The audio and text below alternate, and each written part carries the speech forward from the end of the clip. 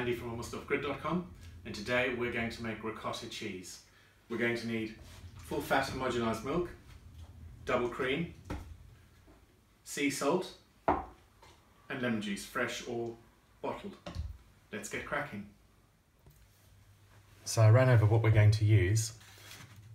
I'll give a bit more detail. We're going to use, hello Nero the cheese cat, 1 litre of whole homogenized milk, 250 ml of double cream, half a teaspoon of sea salt, which will go into the pot to start with, and then 2 tablespoons of lemon juice.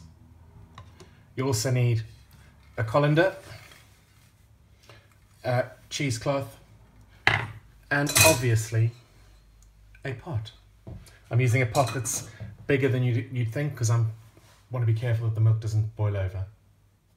There's one other thing that I forgot to mention, and that's a slotted spoon. So I'm going to measure 1 litre of milk. I've got a 500 ml jug. Oh, hello, here's my assistant. Trying to check on me. How rude. So that's half a litre. This is homogenised milk. Homogenised milk used to confuse me. I used to wonder what it was. Apologies if you know. But for those that perhaps don't, homogenised milk has been put through a process where the fat is evenly distributed through the milk. So if you're standing in the supermarket and you're thinking which one is homogenised, it'll say it on the label, but if it hasn't got a layer of cream floating on the top, then it's homogenised. Now, I'm quite sure in olden times they made it with whatever milk they could get their hands on, but seemingly if you use it with homogenised milk that has had the fat evenly distributed through the milk, you get a better yield. Okay.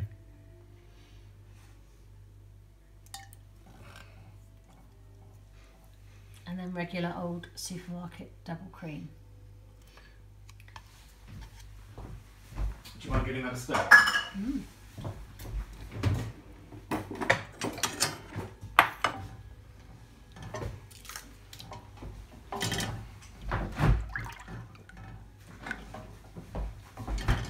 And the last thing to add is half a teaspoon of salt.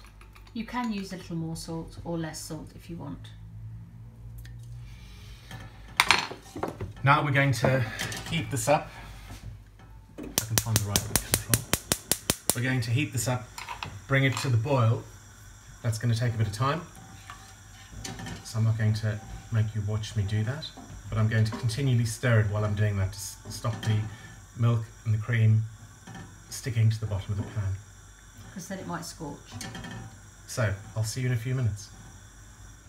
So it's been on, I think, for about 10 minutes, maybe not quite that long, maybe 6, 7. The cheese cat, who is addicted to cheese, she knows what's being made.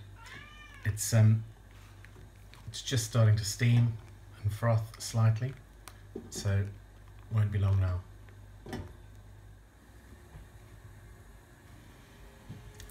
Should be very, very close now. Milk boils at about 95 degrees. I think the cream added to this recipe raises the boiling temperature ever so slightly. But it's not far, you can see it's starting to froth and foam, and any minute now it'll explode over the edge.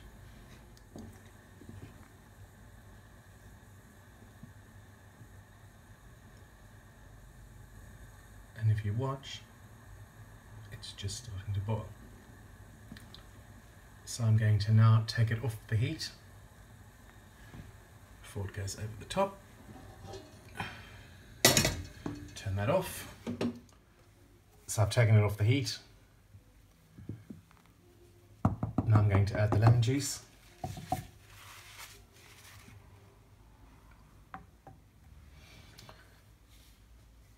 Bev has helpfully measured out 2 tablespoons. And I'm using fresh lemon juice. I was going to use the bottle, but we decided to use fresh lemon juice. Drop that in, stir,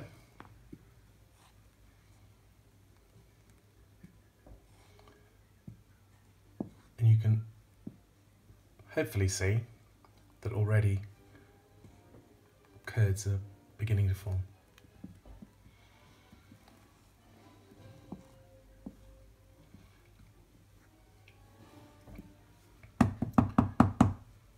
We leave that now for 2 minutes just to stand and cool.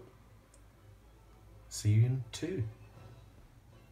2 minutes is up. I've got a pot, colander and cheesecloth. And now I just pour this mixture into the cheesecloth.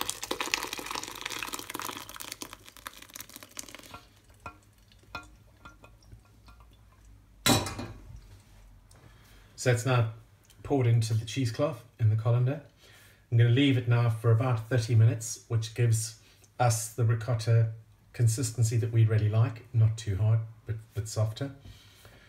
If you wanted to have a harder ricotta, a firmer ricotta, you could leave it for longer. You could leave it overnight. Obviously, you need it to go cold first before you put it in the fridge, but you could leave it like this in a refrigerator overnight to completely drain, and then you would have quite a dry, firm ricotta. But we like it soft because of putting it in pasta sauce and things. It's lovely like that, and it's lovely as a dessert, perhaps with some honey on. Yeah, very good. So I'm now going to leave that for 30 minutes and we'll be back shortly. So as usual in this house, things didn't go to plan. And the ricotta's now been in the cheesecloth for about 3 hours, 3.5 hours, much longer than the 30 minutes we planned. Bev has bell ringing tonight and the boys all want different dinners, so Bev's making a dinner for Jonty, a dinner for Adam, a dinner for Andy, and a different dinner for Bev. Not really, but we had the same dinner. But it doesn't matter anyway. It didn't work as the way we planned it to. So now I'm going to start spooning it, into the bowl. You can see what it looks like. It's delicious. So it's quite dry, but it's still not very, very dry. What's that? Some in that? Oh, please. What's that? Thank you very much. I just want a little taste, that's all. Oh, it's a bit hard, isn't it? Yeah, firm. There we go. Okay. Lovely. So, Bev mentioned earlier we keep bees, and I think she's going to tempt you with ricotta and raw honey from our hives. We don't say our bees because they're not our bees. We're guardians. We're bee guardians or something like that. Anyway, I'm going to give up with the spoon because I'm making a hash of that and just try and... There we go.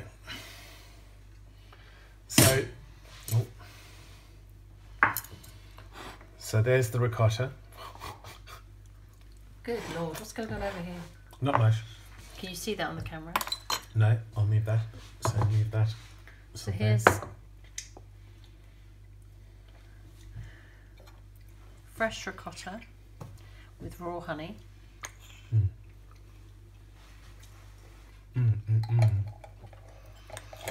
Delicious. It is firmer than we normally have, but it's flipping lovely. So this is lovely like this, clearly.